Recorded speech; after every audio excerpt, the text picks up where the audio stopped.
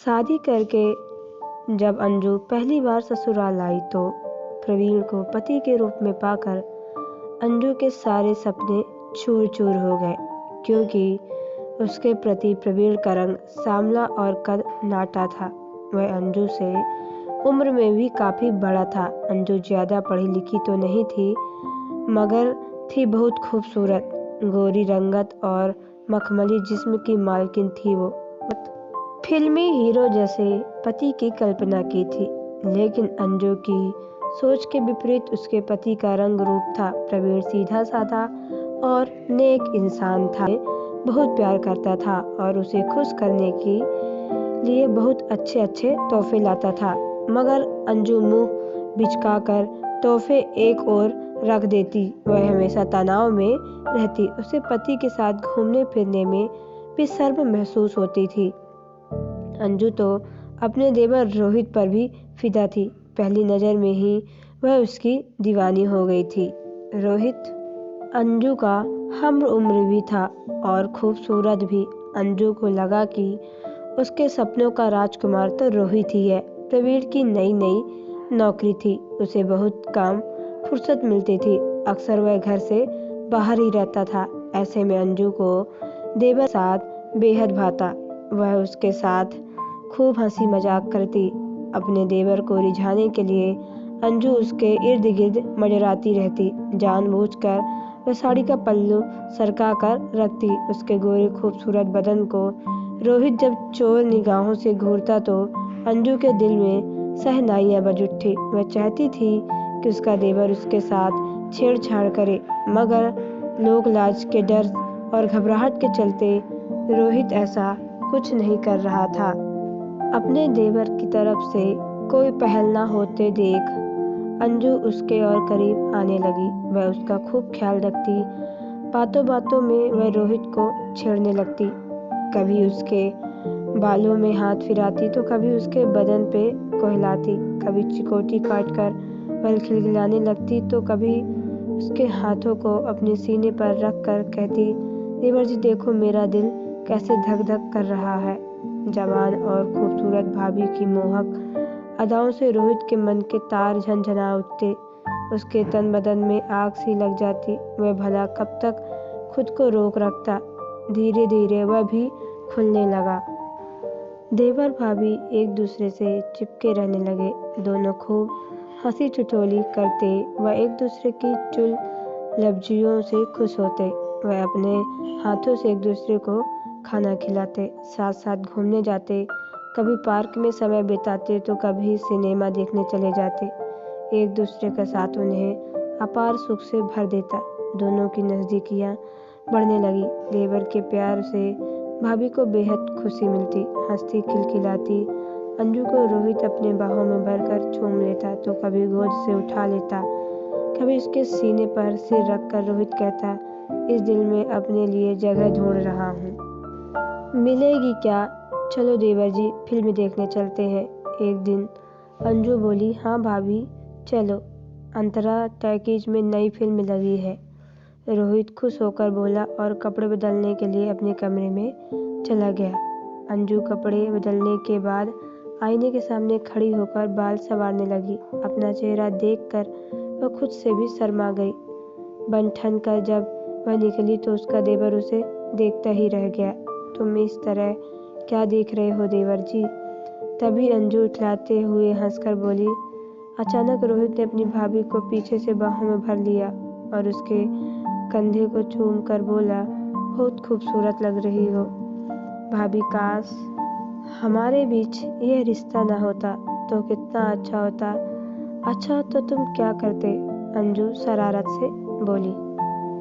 तो वो झटपट शादी कर लेता और रोज सुहागरात मनाता। रोहित कहा, धत। अंजू शर्मा गई, लेकिन उसके होठों पर मादक मुस्कान बिखर गई। देवर का प्यार जताना उसे बेहद अच्छा लगा। खैर वो दोनों फिल्म देखने चल पड़े। फिल्म देखकर जब वो बाहर निकले तो अंधेरा हो चुका था, तो वह अपनी ही धुन में बातें करते हुए घर लौट पड़े और उन्हें क्या पता था कि दो बदमाश उनका पीछा कर रहे हैं। घर से कुछ दूरी पर रास्ता सुनसान कुछ बदमाशों ने उसे घेर लिया और बदतमीजी करने लगे। यह देखकर रोहित डर के मारे कांपने लगा। जान प्यारी है तो तू भाग जा यहाँ से, वरना यह चाकू पेट में उतार दूंगा। एक बदमाश दांत पीसता हुआ रोहित के आगे गुर्राया। मुझे मत मारो, मैं मरना नहीं चाहता। रोहित गिड़गिड़ाते लगा।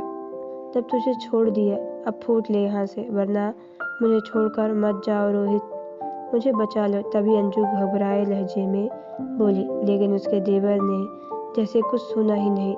वह वहाँ से भाग खड़ा हुआ। सारे बदमाश हाँ हाँ कर हंसने लगे। अंजू उनकी कैद से छूटने के लिए छटपटा रही थी, पर उसका विरोध काम नहीं आ रहा था। बदमाश अंजू को अपने चंगुल में देख उसे छेड़ते हुए जबरदस्ती खींचने लगे। मैं उसके कपड़े उतारने की फिराक में थे। बचाओ बचाओ, अंजू चीखने लगी। चीखो मत मेरी रानी, गला खराब हो जाएगा। तुम्हें बचाने वाला यहाँ कोई नहीं आएगा, तुम्हें हमारी प्यास बुझानी होगी। एक बदमाश बोला। हाय कितनी सुंदर हो, मजा आ गया तुम्हें पाने के लिए, हम कब से तड़प रहे थे। दूसरे बदमाश ने हंसते हुए कहा। बदमाशों ने अंजू का मुंह दबोच लिया और उसे घसीटते हुए ले जाने लगे। अंजू की गुटी गुटी चीख निकल रही थी। वह बेबस हो गई थी। इत्तेफाक से प्रवीण अपने दोस्त जय के साथ उसी रास्ते से गुजर रहा था। चीख सुनकर उसके कान खड़े हो गए। यह तो अंजू की आवाज़ लगती है, जल्दी चलो, प्रवीण अपने दोस्त जय से बोला। दोनों तेजी से घटना स्थल पर पहुंचे। उन्होंने टार्च जलाई तो बदमाश रोशनी में नहा गए। बदमाश अंजू के साथ जबरदस्ती करने की कोशिश कर रहे थे। अंजू लाचार हिरनी से झटपटा रही थी। प्रवीण और उसके दोस्त फौरन बदमाशों पर टूट पड़े। उन दोनों ने हिम्मत दिखाते हुए उनकी पिटाई करनी शुरू कर दी। मामला बिगड़ता देख बदमाश भाग खड़े हुए, लेकिन जाते जाते उन्होंने प्रवीण को जख्मी कर दिया। अंजू ने देखा कि उसका पति घायल हो गया है। प्रवीण को बदमाशों ने उसके पैर पर चाकू से वार किया था। अंजू जैसे तैसे खड़ी हुई और अपने पति के सीने से लगकर फूट फूट कर रोने लगी। उसने अपने आंसुओं से प्रवीण के सीने को तर कर दिया। चलो घर चले, प्रवीण ने अंजू को सहारा दिया। उन्होंने घर पहुंचा कर जय वापस चला गया। अंजू अभी भी घबराई हुई थी। वह धीरे धीरे वह ठीक हो गई। यह क्या, आपके पैर में है, मैं पट्टी बांध देती हूँ। प्रवीण का जख्म देखकर अंजू ने कहा, मामूली सा जख्म है, जल्दी ठीक हो जाएगा। प्रवीण प्यार से अंजू को देखते हुए बोला।